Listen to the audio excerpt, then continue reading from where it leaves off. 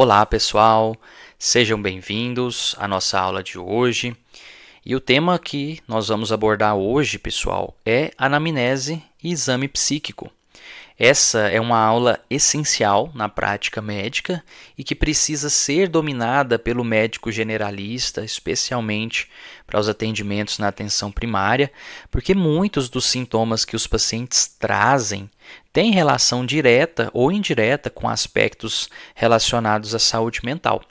Nosso objetivo aqui, pessoal, vai ser entender como conduzir a anamnese voltada para o estado psíquico do paciente e como realizar um exame psíquico objetivo e estruturado mesmo fora do ambiente psiquiátrico. Beleza, gente? E para começar essa aula, pessoal, eu gostaria que vocês entendessem o que é saúde mental. Falamos muito disso o tempo todo, mas vocês já pararam para tentar definir o que é saúde mental? Saúde mental, pessoal, não é apenas a ausência de doenças psiquiátricas. É, em primeiro lugar, um estado de bem-estar, em que o indivíduo tem a percepção ali das suas próprias habilidades, consegue lidar com os estressores normais da vida, porque eles existem e vão continuar existindo, trabalha de forma produtiva, contribui para sua família, para sua comunidade em que ele vive, tá? Então, essa seria uma avaliação de como definir a saúde mental, tá? É importante lembrar também, pessoal, que saúde mental é um fenômeno dinâmico, ou seja, ele muda ao longo do tempo e varia conforme os eventos da vida, os chamados ciclos de vida, que podem ser normativos, ou seja, aqueles que seguem o ciclo normal da vida, infância, adolescência, primeiro emprego, casamento, nascimento de filhos, filhos adolescentes, perda dos pais, aposentadoria, dependência dos filhos, né? Ou também pode acontecer algum evento paranormativo e aí a gente diz que é um ciclo que saiu um pouco da normalidade, ou seja, não era o habitual, um evento que não faz parte do ciclo natural, como, por exemplo, perda de um filho, não é algo normal, né? Naturalmente, geralmente os filhos, né, mais velhos perdem os pais, não um casal jovem perdeu seu filho, uma separação não é considerado algo que seja natural, é um evento paranormativo, a morte precoce dos pais, etc. Tá? Então, nesse contexto, pessoal, equilíbrio e harmonia nas diferentes etapas dos ciclos de vida normativo e, por vezes, superação de ciclos paranormativos são elementos centrais para que o indivíduo desfrute de uma vida com a percepção de uma saúde mental equilibrada. Além disso, a saúde mental abrange domínios essenciais, como a saúde física, emocional, social, né? Também envolve a estratégia de autogestão, habilidades sociais, relações familiares, o sentido que a pessoa dá à própria vida. Então, percebemos aí, pessoal, que a definição de saúde mental vai muito além da ausência de doenças. Vocês conseguiram perceber? Ter saúde mental significa experimentar sentimentos positivos e manter um funcionamento positivo na vida diária. Vocês concordam com isso, pessoal? E aí, pensando nisso, como organizar uma abordagem em saúde mental, gente? Como é que vocês organizariam? Eu gosto muito de trabalhar isso com vocês já perceberam, né? Como é que a gente vai estruturar, sistematizar essa consulta? Vamos lá. Na abordagem em saúde mental, gente, nós vamos seguir uma estrutura que vocês já estão, assim, carecas de saber, que é os 7 passos da consulta. Esses passos ajudam aí a gente a estruturar a consulta, garantem que nenhum aspecto importante vai ser deixado de lado, né? E se vocês ainda tiverem qualquer dúvida nesses passos, assistam nossa aula da consulta em 7 passos, certo, gente? Além disso, utilizamos o método clínico centrado na pessoa, que vocês já aprenderam como uma abordagem fundamental para a gente compreender o paciente como um todo. Isso significa que não olhamos apenas para a doença, para o transtorno, mas também para a experiência que o paciente tem desse transtorno, dessa doença, tá? Buscamos entender a pessoa como um todo, com a sua história, seu contexto, suas relações. Lembram disso? Dentro do método clínico centrado na pessoa, também discutimos a elaboração de um plano terapêutico em conjunto com o paciente, ou seja, de forma compartilhada, que aqui em saúde mental tem um peso importantíssimo, porque como vocês verão nas demais aulas, é necessário um bom vínculo entre o médico e o paciente, especialmente nas questões de saúde mental. E por fim, é essencial registrar o prontuário, né, o registro clínico desse paciente, utilizando aí o registro clínico orientado por problemas, o SOAP, para a construção de um prontuário que seja adequado, que seja de fácil manuseio para vocês, tá? Lembrando que na parte subjetiva nós registramos a história clínica, ou seja, o que o paciente relata, e na parte objetiva descrevemos o exame psíquico, que eu vou mostrar em detalhes para vocês mais adiante, beleza? Mas seguindo aqui, pessoal, pensando em como podemos construir essa parte subjetiva do nosso registro clínico, iniciando pelo cabeçalho da anamnese. Vamos por partes. Quais dados não podem faltar em consultas de saúde mental? Vamos lá. Primeiro, temos a identificação do paciente, né? Obviamente, que deve conter o nome, idade, estado civil, sexo, ocupação, escolaridade. É importante também registrar aspectos como religião e condições de vida, incluindo a origem, moradia, com quem o paciente vive. Isso pode ser útil para a gente ao longo do acompanhamento desse paciente, tá? Na sequência, questionamos aí as comorbidades conhecidas, tanto comorbidades clínicas quanto psiquiátricas, tá? Então, por exemplo, hipertensão arterial sistêmica e transtorno depressivo maior com sintomas controlados. Então, perceberam? A gente colocou aqui os transtornos, os diagnósticos clínicos que esse paciente tem e os transtornos de saúde mental que porventura esse paciente tenha também, tá? Ou alterações de saúde mental que talvez não se configuraram um transtorno. Aqui também é interessante descrever se há algum histórico cirúrgico, porque, por exemplo, a cirurgia bariátrica parece ter aí uma relação, né, com transtornos de humor. Depois, listamos os medicamentos de uso contínuo, incluindo aqueles que são utilizados para tratar condições clínicas orgânicas e também de saúde mental.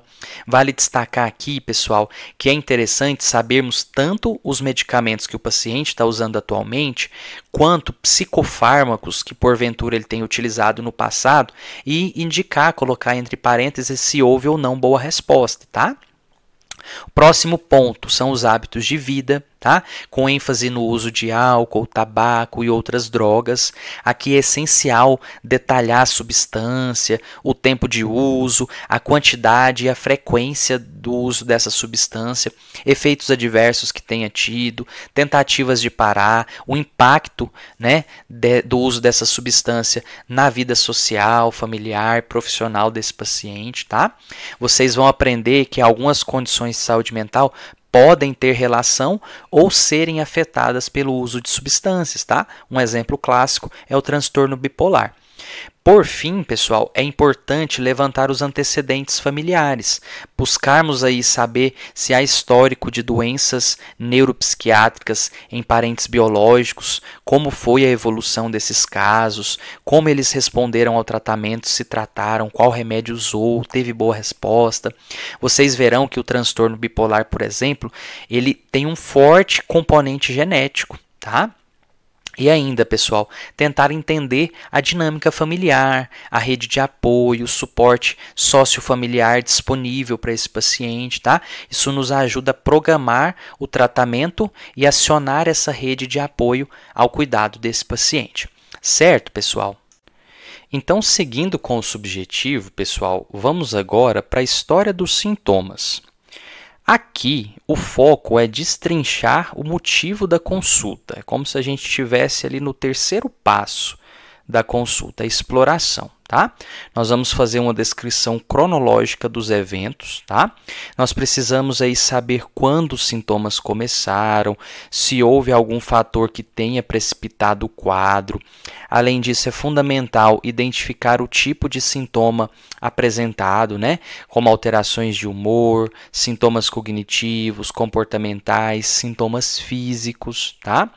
Também devemos perguntar sobre a evolução desses sintomas ao longo do tempo, avaliando se houve piora, melhora, se houve oscilação, tá?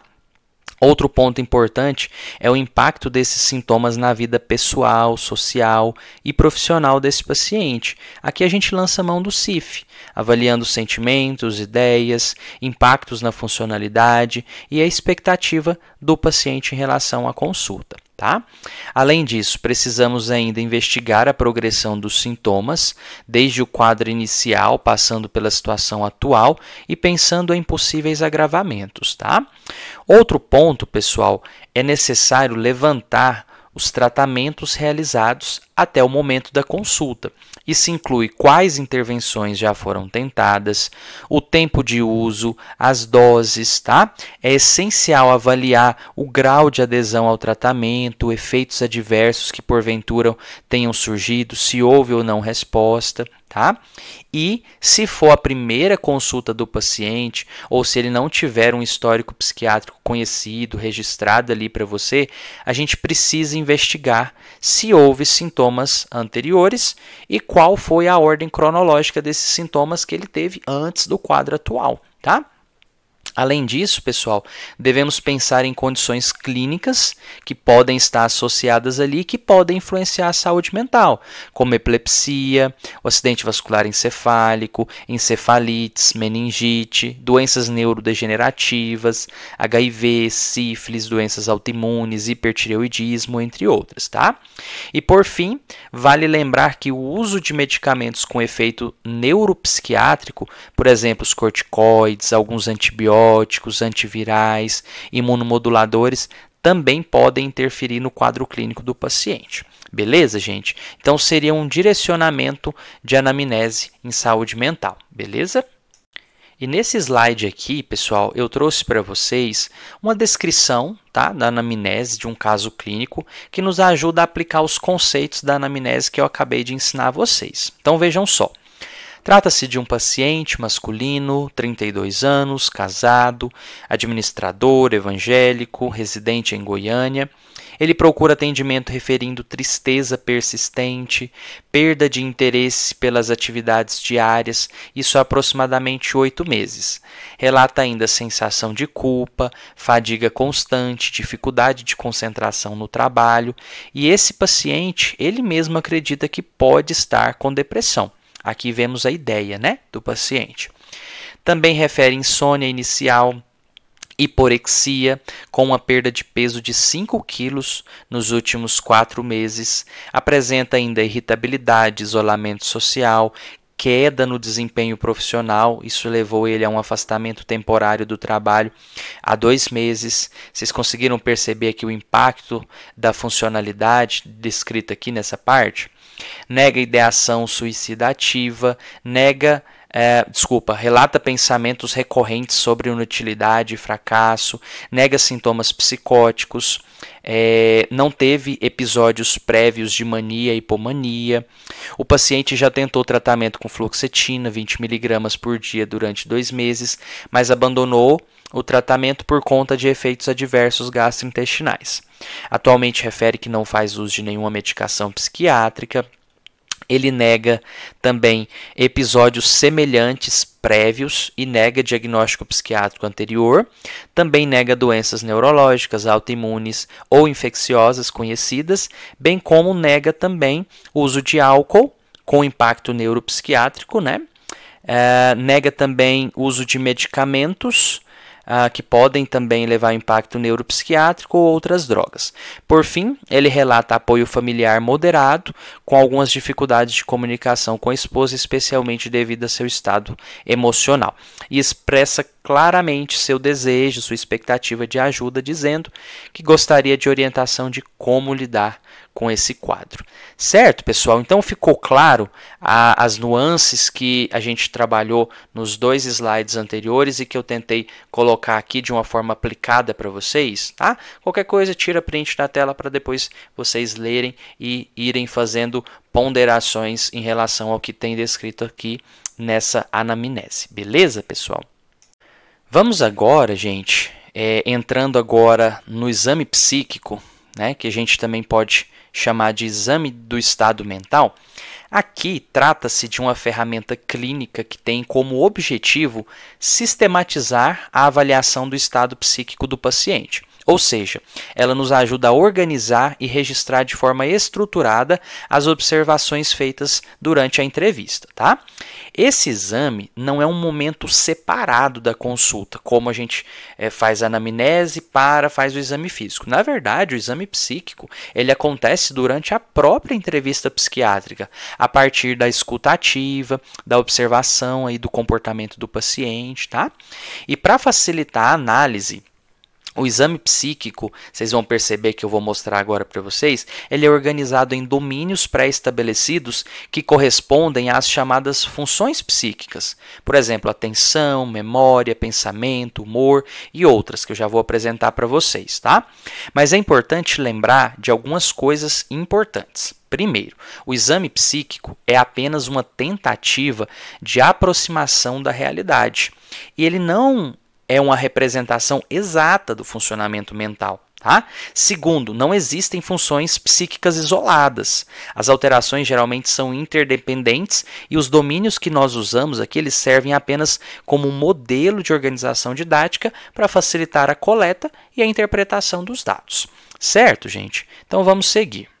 O exame psíquico nós vamos registrar na seção Objetivo do SOAP, certo?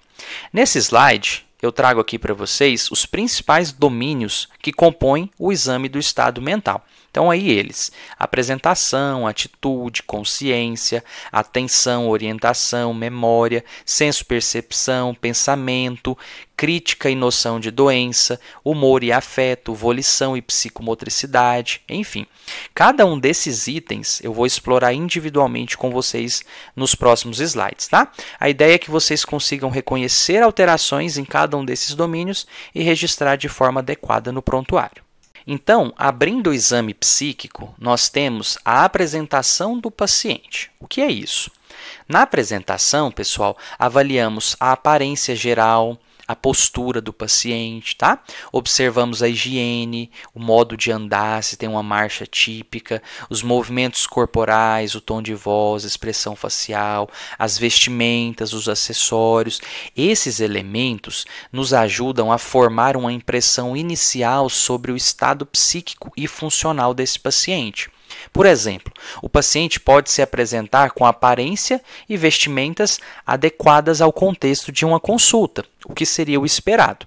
Apesar disso ser algo individual, a forma de vestir, de se portar, é natural, pessoal, um certo grau de normalidade social quando a gente se apresenta em um determinado ambiente, no caso que a gente está trabalhando aqui a consulta médica, certo? Por exemplo, se um paciente adulto se apresenta de pijama ou com roupas muito extravagantes, uma maquiagem muito atípica para a ocasião, é algo que chama a atenção e, por vezes, pode ser descrita como uma apresentação exagerada, inadequada ao contexto, tá? Um exemplo aqui é um paciente que se apresenta, por exemplo, em mania aguda, que pode ter uma apresentação que muitos livros trazem como exagerada ou até bizarra. Certo, gente? Já na atitude, o foco aqui é como o paciente se comporta durante a entrevista, tanto com o entrevistador quanto com o ambiente ao redor. Alguns exemplos de atitudes possíveis, nós temos atitude colaborativa, ou não cooperativa, ou oposicionista, o paciente que não colabora, responde monossilábico, não está muito interessado em participar, ou aquele paciente combativo, altivo, arrogante, tá? Que também está ali desprezando a consulta, não quer participar, mas além disso ele está combativo, ele está uma atitude mais arrogante. A gente tem também, por exemplo, uma atitude pueril, que seria uma mais infantilizada, tá? E aí várias outras, esquiva, inibida, ansiosa, desconfiada, dramática, desinibida, indiferente, tá? Várias outras que eu deixei aí para vocês, tá? Lamuriosa, queixosa, beligerante, manipuladora, perplexa, enfim. Esses são alguns termos que podemos usar para descrever a atitude do paciente em relação à consulta, Tá? Normalmente, o esperado é uma atitude colaborativa desse paciente, tá? Que seria o padrão normal. Essas descrições aí ajudam a traduzir, numa linguagem clínica, qual foi o comportamento observado por você que entrevistou esse paciente durante essa interação. Certo, pessoal? Possivelmente, alguns desses conceitos são novos para vocês, inclusive os que eu vou apresentar aí no restante do exame psíquico. Mas gradativamente vocês vão se inteirando para fazer esse roteiro de exame psíquico ser personalizado para vocês. Cada um vai desenvolver o seu, mas vocês vão perceber que tem uma estrutura organizacional, sistematizada, para vocês seguirem uma linha de raciocínio. Beleza, pessoal? Seguindo aqui, então, o domínio da consciência. Esse é outro que a gente vai avaliar no exame psíquico e ele é dividido em dois aspectos, nível e qualidade. Começando pelo nível da consciência, né? A gente poderia também trazer que é um dado quantitativo, tá? Avaliamos se o paciente está vigil, ou seja, plenamente consciente e atento, se ele se apresenta com alguma alteração, né? E se tiver alguma alteração, aí a gente pensaria, por exemplo, obnubilação, que é um rebaixamento leve da consciência, com lentificação do pensamento. Que mais de nível da consciência? Torpor, quando há uma grande lentidão para responder a estímulos, e até em coma, né? Quando o paciente não responde a estímulos, mesmo que estímulos dolorosos, tá? E aqui a gente tem ainda uma classificação que é o delirium, tá? Que se caracteriza por início agudo, curso flutuante, desatenção, confusão mental, muito comum em pacientes idosos, quando tem algum sintoma, alguma doença infecciosa, tá? Mas pode acontecer em pacientes mais jovens também, tá? Outro aspecto da consciência, como eu falei para vocês, é a qualidade da consciência, que é um aspecto, então, qualitativo, onde nós avaliamos alterações na forma como a consciência se manifesta, mesmo que o nível esteja preservado, tá? Um exemplo é o estado dissociativo, geralmente aí associado a traumas, tá? Geralmente costuma acontecer muito nos ataques de pânicos, tá? Geralmente, quando eu falo traumas aqui, são traumas principalmente emocionais, tá? Essa dissociação, ela pode se manifestar por despersonalização e por desrealização. A despersonalização é a sensação de estranhamento de si mesmo, ou seja, parece que não sou eu que estou vivendo isso aqui. E a desrealização é a perda do sentido do mundo ao redor. Tá? Eu saí de mim, que sensação horrível. Um dos critérios lá dos ataques de pânico que vocês vão ver é essa despersonalização, essa desrealização. Tá?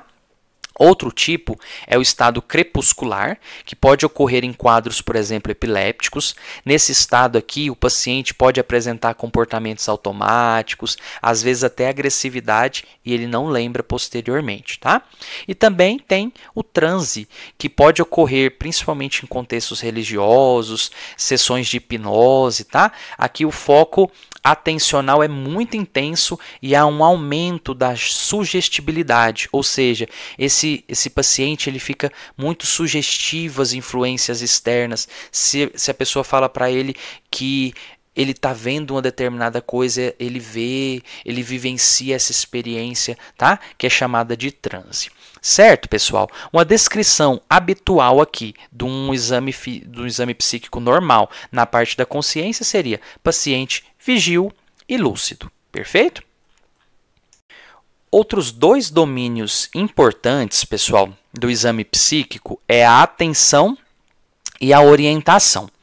A atenção, gente, é a capacidade de focar a vida mental em estímulos específicos. Aqui nós temos dois tipos de atenção, a atenção voluntária e a atenção espontânea. A atenção voluntária, vocês vão ver também que ela é chamada de tenacidade. Na verdade, utiliza-se muito mais esse termo tenacidade do que atenção voluntária, mas para vocês saberem, a tenacidade é a atenção voluntária, que é aquela que depende de um esforço. É um foco intencional, um foco sustentado que o paciente tem. Por exemplo, quando ele tenta se concentrar no nosso diálogo na entrevista, quando ele tenta se concentrar numa leitura, tá? Essa capacidade que nós temos. Sentei para assistir a aula, eu tenho tenacidade de prestar atenção na aula. E o que é a atenção espontânea? Também chamada de vigilância. Essa é a resposta automática a estímulos novos ou intensos. Então, por exemplo, você escuta um barulho, paf, você vai automaticamente olhar para aquele barulho, ou seja, você percebe que algo está ocorrendo no ambiente. Então, está rolando a aula, tudo mais, tal, uma garrafa de metal cai, tá, você naturalmente olha, ou seja, você está com atenção voluntária, a tenacidade preservada, mas sua vigilância também está preservada, você está atento ao que está acontecendo no ambiente. Um ponto interessante aqui, pessoal, é que esses dois tipos de atenção são geralmente inversamente proporcionais, ou seja, se a gente tem um aumento na atenção espontânea, naturalmente a atenção voluntária ela tende a cair. E quando o paciente tem assim um foco voluntário em algo, está muito aumentado a atenção voluntária, ele tende a reagir menos aos estímulos externos. Então, podemos dizer que o paciente está com atenção normovigil e normotenaz nos casos de equilíbrio dessas duas classificações, tá? Seria o padrão basal da maioria das pessoas.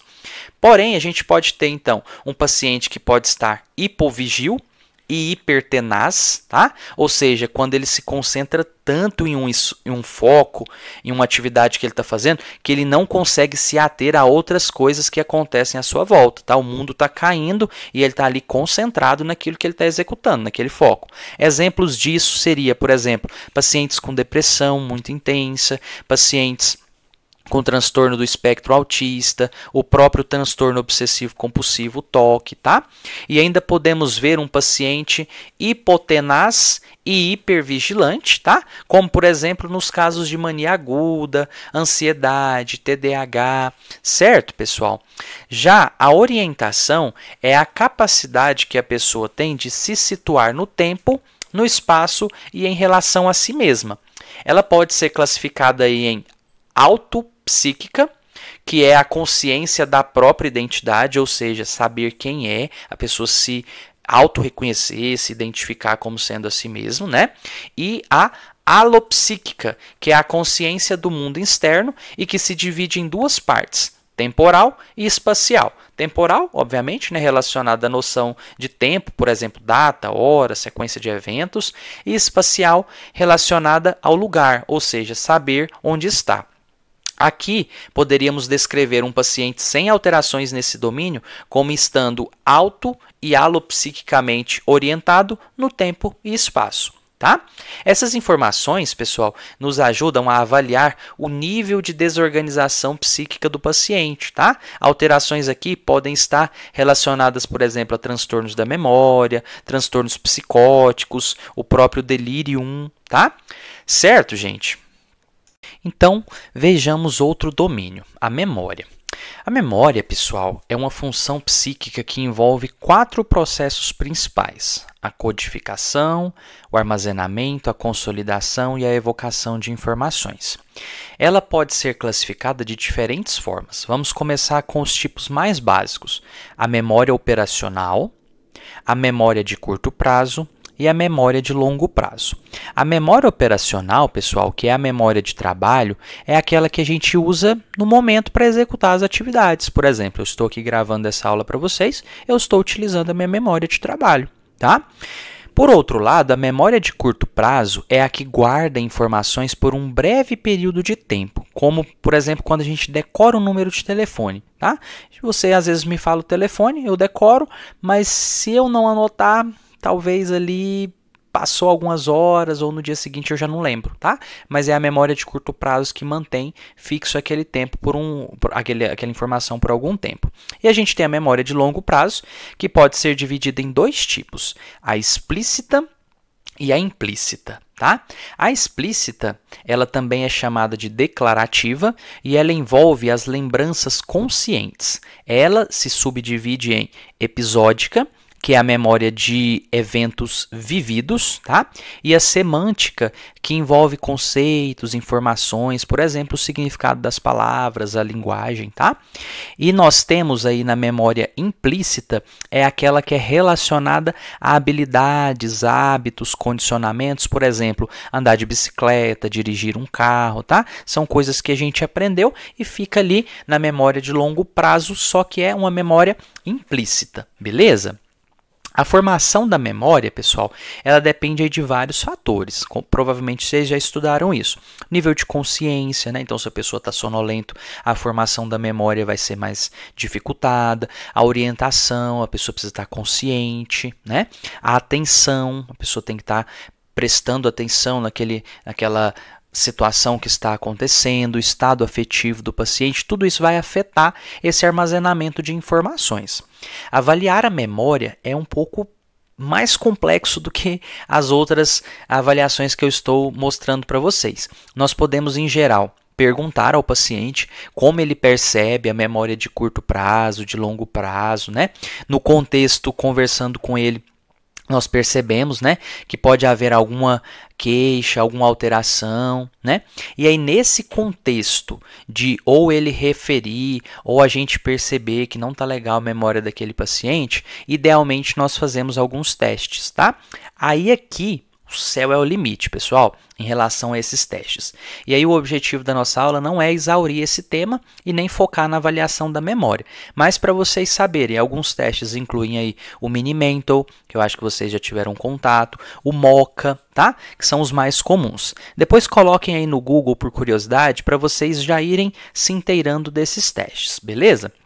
Mas, fechando aqui as principais alterações da memória, nós temos a amnésia retrógrada, que é quando o paciente não consegue lembrar de fatos passados.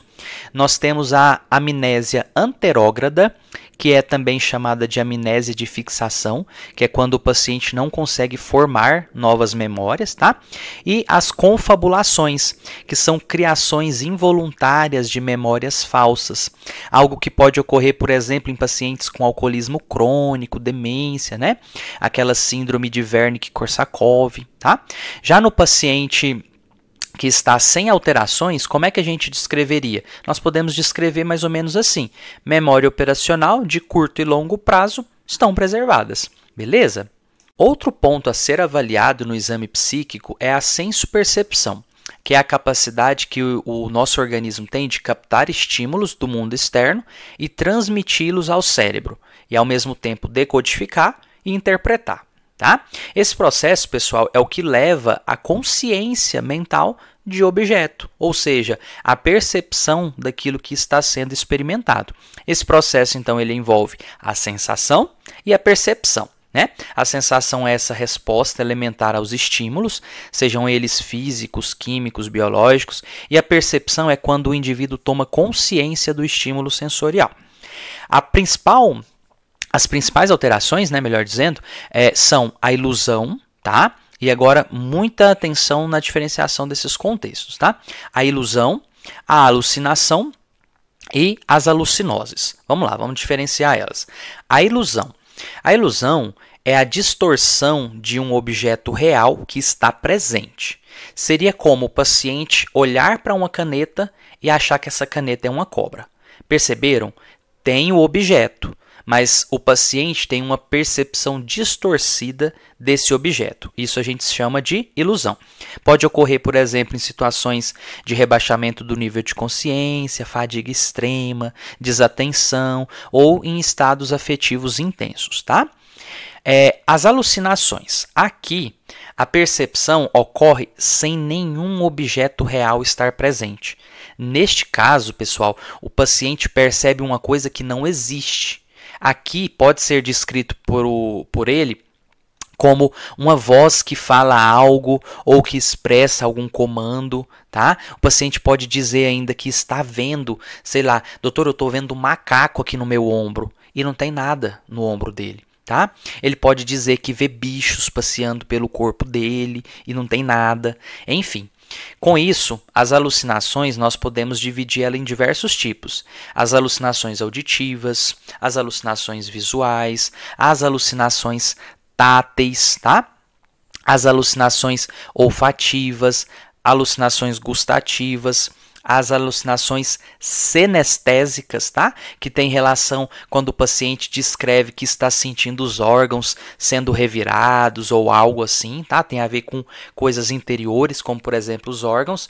E as sinestésicas tem a ver com percepção de movimento. Então, nossa, tá vendo meu braço mexer aqui, doutor? Tá mexendo meu braço, né? Pode estar aí associado também junto com essa percepção de bichos andando pelo corpo, né? Que ela pode ser tátil e sinestésica, né? Essa percepção dele dos bichos andando aí pelo corpo, etc, tá? E nós temos também as alucinoses, que são alucinações nas quais o paciente mantém certo grau de crítica, ou seja, ele percebe que aquilo pode não ser real. Tá? Então ele vê, mas ele tem uma crítica quanto àquilo. Olha, eu tô vendo esses bichos aqui, mas isso não é normal. Eu acho que não tem bicho aqui, tá? Isso é comum, por exemplo, em quadros de intoxicação, tá? Essas alterações, pessoal, elas costumam ocorrer, de modo geral, em quadros psicóticos, como por exemplo na esquizofrenia, mas também pode ocorrer em pacientes com transtornos do humor, como depressão e mania, que podem se apresentar com sintomas psicóticos. Beleza, pessoal? Próximo, avaliação do pensamento. O pensamento, pessoal, é o curso de imagens mentais e ele está diretamente ligado à linguagem e aos afetos. No exame psíquico, nós avaliamos o pensamento em 3 aspectos principais: curso, forma e conteúdo. Primeiro, o curso do pensamento, que também pode ser chamado de produção. Tá? Isso se refere à velocidade das ideias. Nós podemos ter um paciente que está com o pensamento com um curso acelerado, que nós chamamos isso de taquipsiquismo. Aquele paciente que está com o curso do pensamento lentificado, nós chamamos isso de bradipsiquismo. E quando há travamento ou bloqueio, nós falamos em inibição do pensamento. Então vejam, eu coloquei aí para vocês, ele está diretamente ligado à linguagem e aos afetos. Então, nós percebemos isso por meio da comunicação. Aquele paciente que você pergunta, seu João, como é que o senhor está? Doutor, eu estou bom demais. Meu Deus do céu, mas eu estou bom. Eu vim aqui para ver o senhor hoje. Perceberam? É um paciente que está acelerado, tá? E o bradipsiquismo é aquele, seu João, como é que o senhor está? Ah, doutor, sabe, eu estou bom. Perceberam? Tá? O segundo aspecto, pessoal, é a forma, ou seja, a estrutura do encadeamento de ideias. Aqui, pessoal, avaliamos se o raciocínio é lógico e coerente ou se há desvios. Entre as principais alterações, temos o afrouxamento de associações, que se dá quando os pensamentos passam progressivamente a não seguir uma sequência lógica e bem organizada. O paciente pode falar algo assim: doutor, o céu é azul. Azul me lembra o mar tem peixe. Nossa, peixe frito é gostoso, né? Ou seja, as ideias estão conectadas por associações laterais, sem um raciocínio lógico direto, tá? Outro, descarrilhamento. O descarrilhamento do pensamento, pessoal, ele se dá quando o pensamento do paciente extravia-se de seu curso normal, tá? Por vezes aí com pensamentos supérfluos, retornando aqui e acolá ao curso original. Geralmente o paciente começa dizendo assim que veio ao consultório porque está com dor, mas de repente ele diz: nossa, doutor, ontem eu fui no mercado e estava chovendo e as cores do carro que passava na rua, eles pareciam frutas, sabe? Ou seja, tem uma ruptura na lógica do discurso, tá? Nós chamamos isso de descarrilhamento. Desagregação. O discurso que é completamente incoerente, sem frases com sentido compreensível, por exemplo, doutor, uma chuva de pedra bateu na rede da janela que canta com o elevador do peixe. Perceberam? Está totalmente desagregado esse discurso desse paciente, tá? Então a gente chama isso de desagregação do pensamento, tá? É uma alteração aqui também dentro das alterações da forma do pensamento, tá? Circunstancialidade. Como é que a gente vai pensar nisso? Nesse padrão, a pessoa fornece uma quantidade excessiva de detalhes que tem pouca ou nenhuma relação com o tema em causa, tornando aí difícil para quem está ouvindo essa pessoa, esse paciente, discernir quais informações são importantes. Um exemplo por exemplo, o paciente quer responder se ele está tomando ou não o medicamento que você perguntou para ele. Ele diz assim: então, doutor, eu acordo, tá? Geralmente ali umas 6 da manhã, vou ao banheiro, tomo café com um pãozinho de queijo, aí eu pego o remédio lá na gaveta da minha escrivaninha e onde é que eu guardo a minha Bíblia, os meus livros, né? E aí, depois disso, eu tomo o remédio. Então, perceberam muitos detalhes irrelevantes para depois ele chegar ao ponto, às vezes até se perde nessa circunstancialidade e não chega ao ponto, tá? Tangencialidade. Aqui, pessoal, quando questionado, o paciente dá resposta que é relacionada ao tópico geral, mas que é irrelevante e, na verdade, não responde à pergunta. Então, por exemplo, você pergunta para o paciente se ele está dormindo bem, aí ele responde assim para você: olha, dormir é importante, né, doutora? Eu sempre ouvi isso. Meu avô, por exemplo, nossa, ele tinha um sono tão leve. Então, percebam, o discurso está relacionado, mas ele está tangenciando e, na verdade, ele não responde objetivamente à pergunta, tá? Fuga de ideias. O paciente fala de forma acelerada, mudando de assunto com uma frequência antes mesmo de concluir a ideia principal. Então, algo mais ou menos assim: olha, doutora, eu fui trabalhar e esse negócio de trabalhar é um negócio complicado, né? Porque, igual meu tio trabalhava muito, sabe? Ele foi pro exército e aí acabou tomando tiro lá, aquela coisa. E, doutor, esse negócio de exército é um trem perigoso demais, né? Aliás, você ficou sabendo que na base aérea choveu esses dias agora, e aí choveu granizo, aquela coisa, sabe? Então, perceberam? Ou seja, há saltos muito rápidos entre as ideias, tá? Tem as ideias em si, ele não está falando coisa com coisa, mas ao mesmo tempo ele não conclui uma ideia com a outra, então ele não chega ao ponto que ele precisa chegar, ele tem uma fuga de ideias, tá? Obsessões. Aqui, geralmente, o paciente ele não consegue parar de pensar em alguma coisa. Então, por exemplo, doutor, toda vez que eu saio de casa, eu acho que eu esqueci de trancar a porta. E eu preciso voltar em casa para olhar se eu tranquei a porta. E eu tranquei. E isso acontece todas as vezes. Ou seja, é um pensamento obsessivo, um pensamento que vem, que causa incômodo, que muitas vezes leva ele a ter uma atitude, tá? E esse pensamento incomoda esse paciente, gera angústia, ele tem que ficar fazendo essas coisas várias vezes, ficar verificando várias vezes, tá? Beleza? Outros fenômenos possíveis na alteração aí da forma incluem perseveração, ruminação, bloqueio, pensamento concreto, pensamento mágico, digressivo, deficitário, enfim, é muita coisa aqui, gente. Mas eu dei uma ideia dos principais para vocês, que são esses que eu citei aqui anteriormente para vocês, tá? Que eu detalhei um pouco mais, mas em geral, quando é que a gente vai ver isso? Paciente com mania aguda, tá? Às vezes ele tem uma fuga de ideias muito grande, pacientes com alto nível de ansiedade, pacientes às vezes que têm toque, né, com esses pensamentos obsessivos, síndromes psicóticas, tá? Enfim. E por fim, pessoal, avaliamos o conteúdo do pensamento, ou seja, os temas dominantes, tá? Aqui a gente não fala exatamente em alterações, mas em conteúdos que se destacam, tá? É natural a gente pensar sobre muitas coisas e tudo mais, mas quando um tema é o foco principal, o conteúdo principal do paciente, aí isso precisa ser descrito. Então, por exemplo, temas persecutórios, aquele paciente que está todo mundo tramando contra ele, que ele acha que as pessoas estão ali tentando algo mal contra ele, não existe um substrato que realmente comprove isso, né?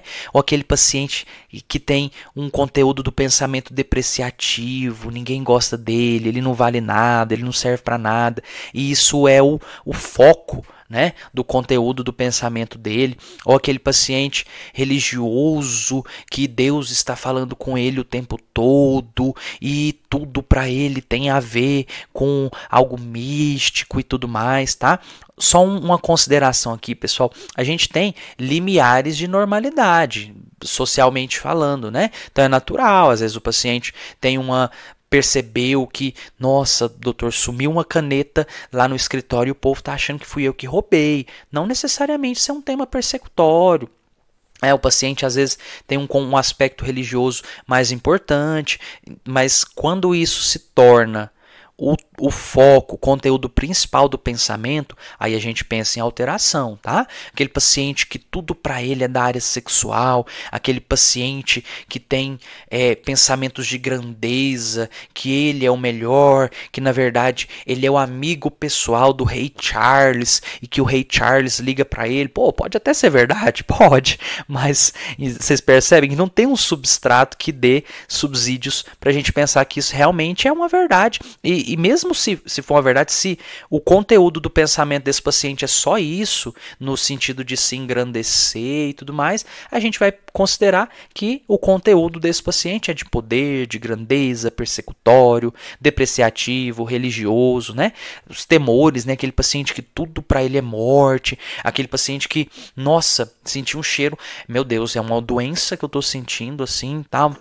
Ou então aquele vazio, né? Vazio existencial, entre outros, tá? Muita coisa aqui, né, gente? Vão tomando nota dos exemplos que eu fui dando, principalmente ali naquela parte da forma, né, do pensamento, que tem aquelas alterações. Eu dei alguns exemplos, tá? Tem muita coisa, tem até outros que eu não coloquei aqui, mas o que eu quero é que vocês comecem a pensar nos principais, tá? Descarrilhamento, circunstancialidade, tangencialidade, fuga de ideias, obsessões, tá? Esses que eu citei para vocês, beleza, pessoal?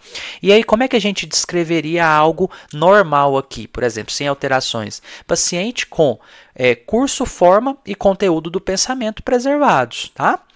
Uma sugestão, pessoal, aqui, como é muita coisa, se possível, organizem para vocês rever a aula, reouvir os exemplos, tá? Para vocês irem se adaptando ao tema. Saúde mental é um universo gigantesco, gente. Aqui nós estamos na pontinha do iceberg, tá?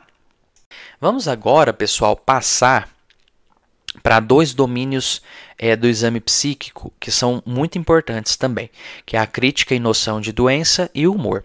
Começando então pela crítica e noção de doença. A crítica se refere à capacidade do paciente perceber que há algo inadequado ou há algo grave nas vivências pessoais ou nos seus comportamentos. Já a noção de doença é o reconhecimento de que esses sintomas fazem parte de um transtorno mental. Tá? Esses dois elementos eles são fundamentais para avaliar se o paciente tem consciência do próprio quadro clínico, ou seja, se o paciente tem insight da sua doença e se ele está em condições de aderir bem ao tratamento proposto. Tá? Então a gente avalia se ele tem criticidade quanto ao que está acontecendo, quanto ao seu comportamento, quanto aos seus sintomas, e se ele tem noção de que esses sintomas fazem parte de um transtorno. Igual esse paciente que eu citei no exemplo para vocês. Ele tem uma crítica preservada, ele percebe que tem algo alterado, né, na sua saúde, e ele acredita que isso seja devido a uma depressão. Por exemplo, esse paciente nosso teria crítica e noção de doença, beleza?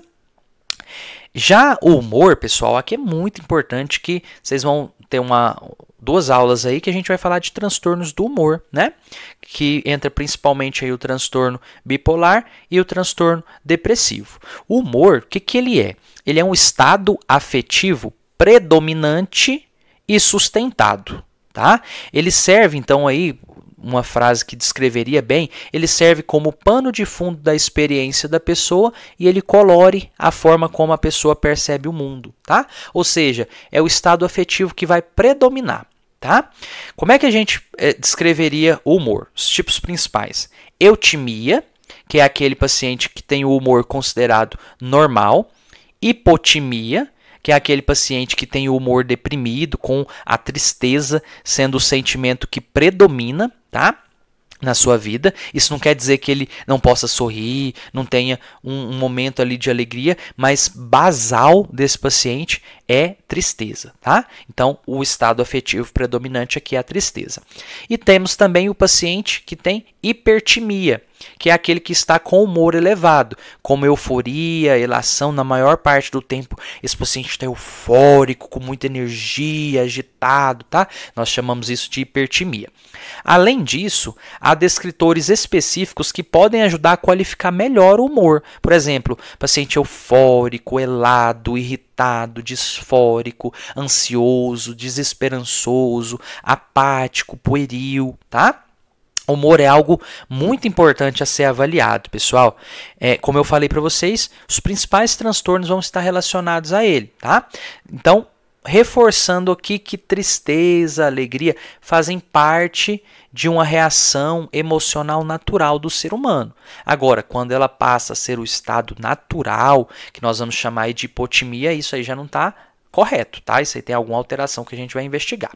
Deu para entender, pessoal? O próximo tópico acho que vai ajudar a elucidar ainda melhor a questão do humor. Olha, vejam só, o afeto. O afeto é o estado emocional momentâneo que acompanha o conteúdo mental do paciente, tá? O afeto, ele varia mais frequentemente, enquanto o humor é o estado afetivo predominante, tá? Então, é o basal do paciente, tá? O afeto, ele pode ser avaliado em 4 dimensões: qualidade, variação, congruência com o pensamento e intensidade. Então, vejam só. Primeiro, a qualidade. A qualidade se refere ao tipo de emoção expressa, como tristeza, raiva, medo ou alegria.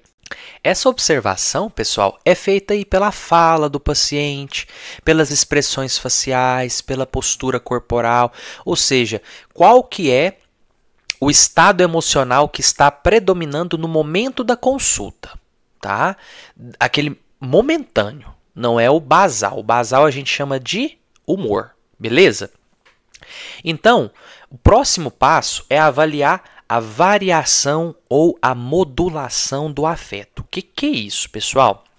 Olha só, os termos vão ajudar a gente a descrever melhor. Nós temos a normomodulação. O que é isso? Acontece quando há variações afetivas adequadas. Você percebe isso na própria consulta. Então, por exemplo, o paciente fala de situações tristes, situações alegres, e a sua expressão ela varia adequadamente. Então, por exemplo, ele se emociona ao lembrar de uma perda e ele sorri ao falar de algo bom. Isso é a normomodulação, tá? A hipomodulação ocorre quando o paciente mostra pouca variação emocional. Por exemplo, o paciente está relatando fatos graves, por exemplo, um luto recente, mas ele mantém a mesma expressão facial o tempo todo, ele não demonstra emoção. Ou seja, nós chamamos isso de humor hipomodulado, tá? Desculpa, um afeto hipomodulado. Perdão, afeto hipomodulado. Hipermodulação ou labilidade ocorre quando há oscilações acentuadas e instáveis. O paciente está muito instável emocionalmente. Ele chora, logo em seguida ele já ri, ele tem umas mudanças repentinas do humor, sabe? Então, esse seria o humor hipermodulado ou humor lábil, tá? A incontinência afetiva, ela acontece quando há uma expressão súbita e incontrolável do afeto desse paciente. O que seria isso, professor? Por exemplo, o paciente ele explode em choro ou explode em raiva de uma forma muito abrupta e desproporcional, tá? Sem conseguir se controlar. Qualquer estímulo, o cara estoura e, nossa, isso é uma incontinência afetiva, tá? E a ressonância afetiva é quando o paciente entra em sintonia emocional com o entrevistador. Isso acontece, por exemplo, quando o paciente percebe o entrevistador se emocionou ou se entristeceu e ele espelha esse ato do entrevistador, tá? Do médico que está ali entrando numa sintonia emocional com ele, tá?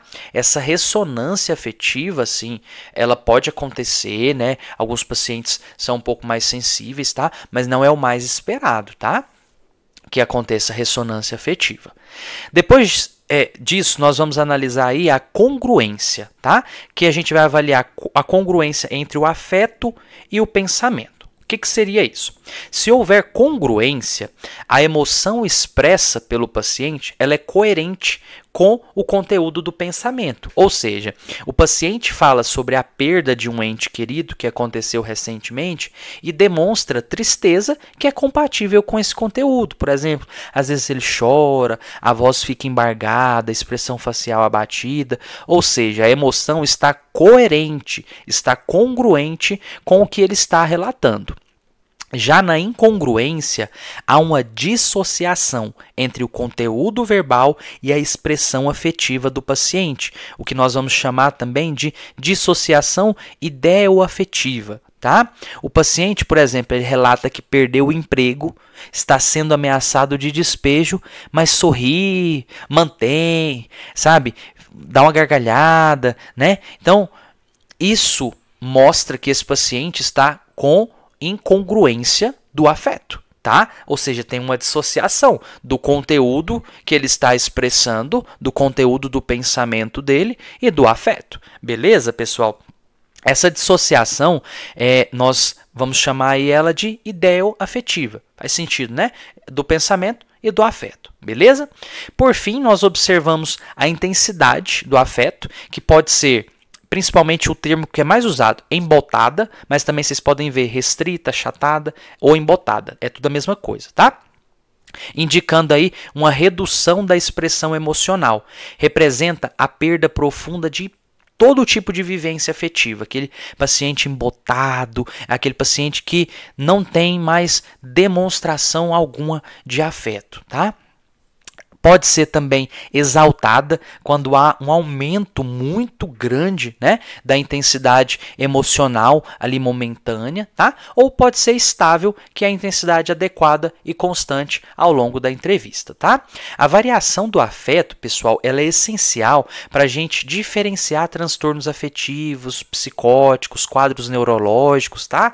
E quando nós vamos perceber essas alterações. Vamos lá, alguns exemplos. Essas alterações elas podem acontecer em muitos transtornos psiquiátricos. Por exemplo, a hipomodulação e o embotamento afetivo são frequentes na esquizofrenia, naqueles transtornos depressivos graves, tá? O embotamento não é comum na depressão que a gente vê tradicionalmente, mas aqueles quadros muito graves pode acontecer também, tá? Hipomodulação, embotamento afetivo. Já a hipermodulação, a labilidade emocional, ela é típica, por exemplo, do transtorno bipolar, especialmente se o paciente está na fase maníaca, mas também pode aparecer ali nos transtornos de personalidade, principalmente o transtorno de personalidade borderline, tá? Pode acontecer. A incontinência afetiva, ela é comum, por exemplo, em lesões neurológicas, como pacientes que têm demência frontotemporal, acidente vascular cerebral, que pega essa região frontotemporal, que é a região que desenvolveu em nós, que nos dá um autocontrole, que nos dá uma percepção do que é certo, do que é errado, do que eu posso, do que eu não posso fazer, tá? Então, paciente que tem alteração, demência frontotemporal, lesão dessa região, pode ter, né, a incontinência afetiva. E a ressonância afetiva, ela costuma ser mais observada em contextos neuróticos, naqueles pacientes que têm uma grande sensibilidade emocional, transtorno de ansiedade, trauma psicológico, tá? Beleza, pessoal? Então, assim, nós falamos sobre o afeto, tá? E, consequentemente, ficou mais claro também o humor, beleza? Seguindo aqui, pessoal, sobre a volição. A volição, nós podemos dizer que seria a força motriz que nos leva à ação, tá? Ou seja, seria a capacidade de escolher, a capacidade de decidir, tá? Isso seria a volição. Ela geralmente está relacionada tanto à afetividade quanto à função intelectual. O ato volitivo ele é composto por duas fases principais. A primeira fase é a conação, que inclui o impulso inicial, a deliberação, tá? Ou seja, aquela avaliação racional daquilo que se deseja fazer. E a segunda fase é o pragmatismo, que envolve o planejamento e a execução da ação. tá? As alterações da volição, elas podem ocorrer em diversos quadros e vão se manifestar de diferentes formas. Vamos lá, as principais. Hipobulia, que é a diminuição da vontade, tá? Dessa capacidade de escolher, de decidir. A abulia, que é a ausência total de vontade, um estado assim de apatia extrema, tá? E a hiperbulia, que representa um excesso de vontade, geralmente aí com comportamento impulsivo, tá?